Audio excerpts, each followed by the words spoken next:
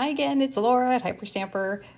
This is a fun and frolicky journal that I've just finished and I'm just about to put on Etsy. Wanted to do a quick video to show you. It's kind of a cool cover. It's a beautiful orange and almost like a very, very light burgundy with this lovely swirly design here. And we've got the animals on here from Fables. Just wonderful. A great spine, fun and frolic. And the back has elves, I guess, flying on a goose. And it's just fantastic. It's fantastic. And I made this removable bangle out of some gold chain and ribbons and fabrics and lace that I thought would match the cover nicely. And the best part is this handle.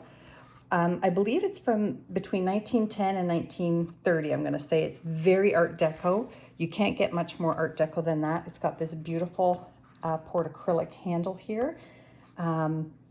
It's fabulous. I love it. I've been waiting to use this handle and it really hasn't suited any journals until today. So let's take a look. This was a book made in Boston, printed in Boston, and it is from 1942. And we have some vintage pattern paper here and one of those, if you've been following me, this lovely Nielsen's Chocolate Company hand-typed recipe pages, and these are the original stains. And like I keep saying, these definitely look like chocolate stains, which I think is hysterical. Yeah, so we'll see what that recipe is. And it's some Monopoly money from the 1930s. Very old game I acquired. And this is a 1950s Theater Arts magazine. Both sides there. Some fun clusters. And here is the pièce de résistance of the maps I've been using over the last week from that stamp collector's binder from 1950. And this one is the world. The other ones are all the different continents. And then this one is the whole wide world. Fabulous. And look at, remember these, people my age, duotang reinforcements for the binder holes so they wouldn't rip. And you still lick them and stick them on. Fun memory. Lick and stick. A little pocket here with the journaling envelope. And there's that Nelson's chocolate recipe here on their letterhead. And beverages and cookie squares. Yum! Just some tea-dyed pages here that I've added. Everything else is real ephemera. No fakes or digitals in here. And the youthful artist. That's what all of us are. If you're looking at this video, you likely are too. And here is a Paris Almanac page from 1938 in France. And I love throwing these. I always say throw them in Google Translate and see what they're talking about because they're very interesting from the war. And then this is a broken piece of a German banknote.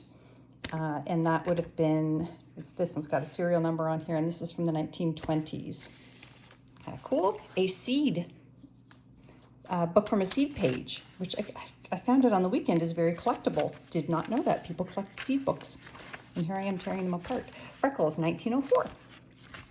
And this is obviously the cover of a little booklet on freezing food at home from my hometown, Stony Creek, Ontario. When I grew up, not now. Lullaby page here from the 20s, and then another children's book page on the flip side. Some crochet, vintage crochet.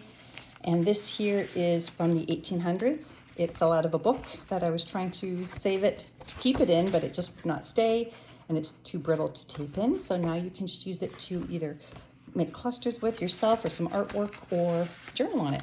And under here is one of these wonderful cross-stitch pieces that I've got, and they're from the 40s. And you can journal up here, and you can journal here, and a 1950s bingo card. And all this is mounted on a vintage Italian lessons book. This is the Dr. Seuss book, Are You My Mother? That's how I felt last night at midnight when I was still working on my journals.